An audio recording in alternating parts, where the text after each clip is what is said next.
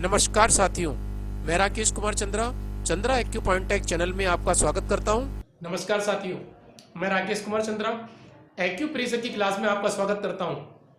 आज मैं अस्थमा रोग के बारे में उपचार बता रहा हूं। आप अस्थमा के बारे में जानते हैं, जो इसका रोगी होता है वो बहुत परेशानी उठाता है। उसको सांस लेने में बहुत परेशानी आती है, क्योंकि उसकी सांस की नली में सूजन हो जाती है और उसको लिटने में भी बहुत परेशानी होती है।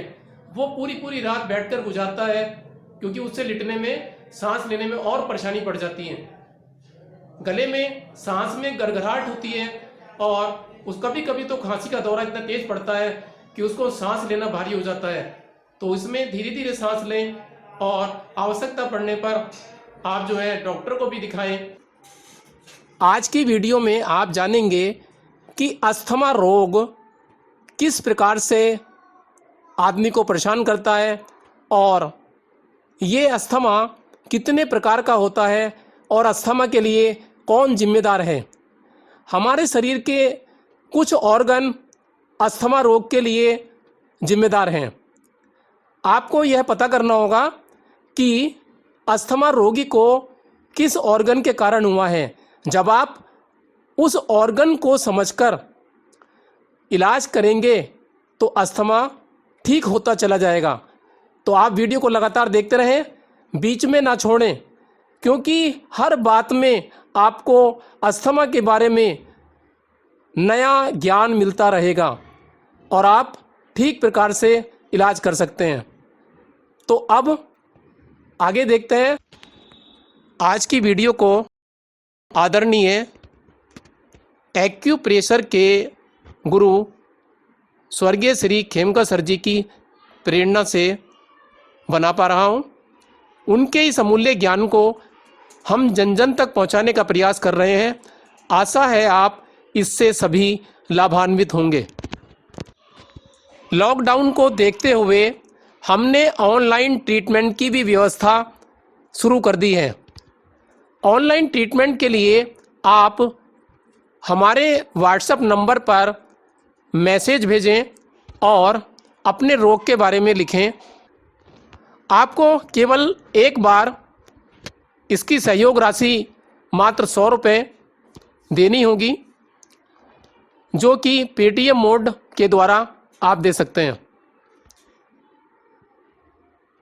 उसके बाद हमारी तरफ से उस रोग के बारे में उपचार बनाकर आपको भेजा जाएगा।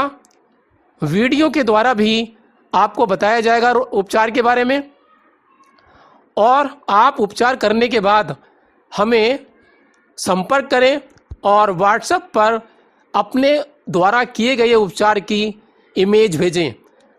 हम उसको चेक करेंगे और यदि उसमें कोई कमी होगी तो उसको दूर करके हम पुनः आपको उसका संशोधन भेज देंगे। तो इस प्रकार से आप हमें रोज़ाना रिपोर्ट भेजें और हम उसका जवाब देंगे और उपचार आप घर बैठे कर सकते हैं। यदि किसी के पास उपचार के लिए उपरोक्त राशि नहीं है तो वह हमारे YouTube चैनल की वीडियो के नीचे लिखें या व्हाट्सएप पर लिखें कि मैं पैसे देने में असमर्थ हूँ, मेरा इलाज निःशुल्क किया जाए। तो ऐसा होने पर हम उनको निःशुल्क इलाज की व्यवस्था कराएंगे। ऑनलाइन एक्यूप्रेशर की ट्रेनिंग की व्यवस्था भी की गई है। आप घर बैठे एक्यूप्रेशर का उपचार सीख सकते हैं। यह उपचार सीखना सरल है और करना आसान है। इसमें किसी भी दवाई का प्रयोग नहीं किया जाता और आप एक्यूप्रेशर के द्वारा अनेक रोगों पर सफलतापूर्वक इलाज कर सकते हैं। बेसिक एक्यूप्रेशर की क्लास जल्द ही शुरू होने वाली है और आप हमारे व्हाट्सएप नंबर पर भी मैसेज भेज सकते हैं कि आप इस ट्रेनिंग के लिए इच्छुक हैं। एक्यूप्रेशर से ट्रीटमेंट करने में इसके कोई साइड इफ़ेक्ट नहीं होते हैं और आप साध्य और असाध्य बीमारियों में रोगी का इलाज घर बैठे कर सकते हैं और घर बैठे सीख सकते हैं। तो आइए अब जानते हैं अस्थमा के बारे में। अस्थमा क्या है? अस्थमा और पेंटिंग ग्रीक शब्द हैं। सांस की नलियों में सूजन आने से बलगम जमा हो जाने के कारण नलियों की पेशियों के कठोर हो जाने के कारण सांस लेने में समस्या होने लगती है। लक्षण क्या है इसके? सांस में घरघराहट आना, सीने में जकड़न, कंजेशन हो जाना, खांसी और सांस की परेशानियां आना और सांस छोटी हो जाना। अस्थमा रोग के कारण अब आपको बताएंगे अस्थमा रोग किन कारणों से होता है। यह फूल के परागकण, धूल, धुएं, कॉकरोच, रुई के रेशों से, शराब के सेवन से, मौसम के परिवर्तन होने से, भावनात्मक रूप से तनाव होने से, धूम्रपान से, किसी भोज्य सामग्री से भी हो सकता है, गलत पाचन और कब्ज होने से भी यह रोग अधिक हो जाता है। किसी दवा के सेवन से, आनुवांशिक कारणों से, कुत्ते और बिल्लियों से, अगरबत्ती की सुगंध से या सुगंध वाली चीज़ों से, वायु प्रदूषण से या केमिकल फैक्ट्रियों के निकलने वाले धुएं से और इसके अतिरिक्त अन्य कारणों से भी यह हो सकता है। तो आपको अपना कारण जानकर इनसे बचना चाहिए। अस्थमा का उपचार जो आप कर रहे हैं वह करते रहें और उसी के साथ साथ यदि आप एक्यूप्रेशर को और शामिल कर लेंगे तो उपचार में तीव्रता बढ़ जाएगी और आप ठीक होना शुरू हो जाएंगे। दमा किस ऑर्गन के कारण आया है उसको जानना बेहद ही जरूरी है। जानिए और इलाज करिएगा। एक्यूप्रेशर के माध्यम से दम्मे का सही कारण और उसका इलाज करें। यहाँ पर हम सरल इलाज ट्रेडिशनल चाइनीज मेडिसिन यानी कि TCM के माध्यम से बता रहे हैं, जो कि एक्यूप्रेशर की एक विधि है। इसको जानकर आप इलाज कर सकते हैं। स्प्लीन हमारे शरीर में राइट हैंड की तरफ होती है और इसमें क्या होता है कि सीने में गैस रुक जाती है और ज़्यादा बलगम आता रहता है। तो ये लक्षण स्प्लीन के कारण उत्पन्न होने वाले अस्थमा के हैं। इसके लिए आप स्प्लीन 4 SP4 और लीवर 3 पॉइंट को सीडेट करेंगे यानी कि YBM लगाएंगे, जैसा कि चित्र में दिखाया जा रहा है। किडनी के कारण उत्पन्न अस्थमा की पहचान करिए। इसकी पहचान के लिए यदि सांस लेने में परेशानी आती है तो ये उपचार आप निम्नलिखित बिंदुओं से करें और इन बिंदुओं को आपको टोन करना होगा, यानी कि लगाने के बाद ये वाइट WBM दिखाई देंगे। इसमें जो पॉइंट है वो किडनी मेरिडियन का K6 और K7, इनको टोन करना होगा और ये उपचार आप दोनों हाथों में ही करें। 8 से 12 घंटे मैग्नेट लगा कर रखें। इनको बोलते हैं WBM यानी कि बियोल मैग्नेट। एक तरफ ये वाइट होती है, एक तरफ ये येलो होती है। लीवर के कारण उत्पन्न अस्थमा की पहचान किस प्रकार से होती है? जब रोगी को सांस में परेशानी आती हो और उसके नाखून और होंठ काले हो गए हों तो आप लीवर के कारण उत्पन्न अस्थमा की पहचान करके इलाज कर सकते हैं। इसके लिए लीवर मेरिडियन के लीवर 3 पॉइंट को सीडेट करिए यानी कि YBM लगाइए। लगने के बाद आपको मैग्नेट ऊपर से पीली दिखाई देगी। हार्ट के कारण उत्पन्न अस्थमा यानी कि कार्डियक अस्थमा बोला जाता है इसको। इस अस्थमा में कंजेसिव हार्ट फेलियर और थोड़ा सा काम करते ही सांस फूलना, वीजिंग होना, तो आप ट्रेडिशनल चाइनीज मेडिसिन TCM के अंतर्गत हार्ट मेरिडियन के 5 नंबर पॉइंट यानी कि H5 को WBM यानी कि टोनिफिकेशन करेंगे। एक्यूट अस्थमा यानी कि ब्रोंकियल अस्थमा, इसमें अचानक ही अस्थमा का अटैक आ जाता है और इसके अंदर लंग्स के जो एयरवेज पाथ होते हैं उनमें स्वेलिंग आ जाती है और उसमें कंजेशन हो जाता है स्वेलिंग के कारण।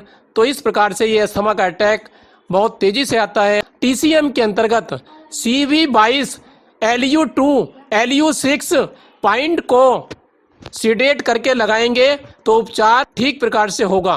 क्रोनिक अस्थमा, ब्रोंकियल अस्थमा, इसके अंदर सीने में, चेस्ट में टाइटनेस होने लगती है, सांसें छोटी हो जाती हैं, शॉर्टनेस ऑफ ब्रीथ, बिना काम करे बैठे बैठे ही या आराम के समय में भी सांस फूलने लगती है ऐसे रोगी की। तो ये क्रोनिक अस्थमा के कारण होता है।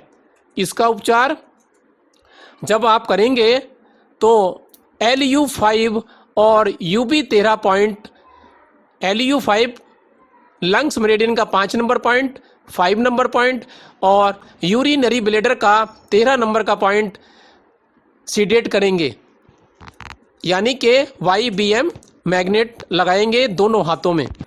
एलर्जिक अस्थमा, जब आप अस्थमा के रोगी का उपचार लक्षण जानकर ठीक प्रकार करोगे तब उसको ज़्यादा सफलता मिलती है। इसमें रोगी की सांस तो फूलती है, लेकिन जब रोगी को धूल से, धुएं से, मिट्टी से या वार्निश की खुशबू से, रुई से, फाइबर कणों से या किसी भोज्य पदार्थ या कुत्ता बिल्ली आदि से एलर्जी होती है तो उसको इस बीमारी का अटैक आ जाता है। सांसें बहुत छोटी हो जाती हैं, तो मरीज को ऐसे वातावरण से हमेशा बचा के रखना चाहिए और नीचे दिया गया उपचार आप करेंगे तो सफलता प्राप्त होने लगेगी।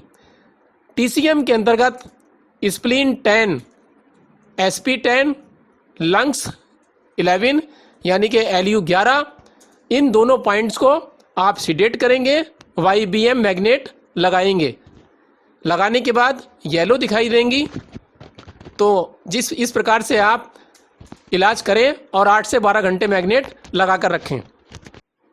उपचार करने के लिए आपके पास TCM चार्ट होना चाहिए और बियोल मैग्नेट, इसके अतिरिक्त पेपर टेप आपके पास होना चाहिए।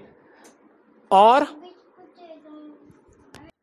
यहाँ पर आपको यिन भाग का चार्ट दिखाया जा रहा है। हाथ के हथेली वाले भाग को यिन भाग और पीछे वाले भाग को यांग कहते हैं। यहाँ पर जो चित्र दिखाया जा रहा है वो हथेली की तरफ का है। इसमें पॉइंट नंबर K6, K7 और H5 टोन किए जाएंगे, यानी कि लगाने के बाद ये सफ़ेद दिखाई देंगे और बाकी के पॉइंट सीडेट किए जाएंगे, लगाने के बाद आपको येलो दिखाई देंगे। तो ये ध्यान रखें, इसको हमने इस चार्ट के सबसे नीचे लिख कर दिखाया गया है और सभी पॉइंट्स के नाम उनके ऊपर लिख दिए गए हैं। जैसे K6 पॉइंट टोन किया जाएगा, K7 पॉइंट टोन किया जाएगा, H5 जो पॉइंट है वो भी टोन होगा। उसके बाद SP4 मिडिल फिंगर में आता है, ये YBM लगेगा, बाकी के सब पॉइंट YBM है। Liver 3, LU11, LU6, LU5, Lu2, CV22, liver 13, SP10, ये सभी पॉइंट सीडेट किए जाएंगे। यानी कि लगाने के बाद ये पॉइंट आपको YBM यानी कि येलो दिखाई देंगे। यहाँ पर केवल 3 पॉइंट के लिए मैंने कहा है, K7, K6 और H5, ये तीनों पॉइंट टोन होंगे, बाकी के सभी सीडेट किए जाएंगे। इसके बाद हम हाथ के पीछे की तरफ नाखून वाली तरफ चलते हैं। यहाँ पर एक ही पॉइंट आपको दिखाई दे रहा है, यूरिनरी ब्लैडर का 13 नंबर पॉइंट, UB13।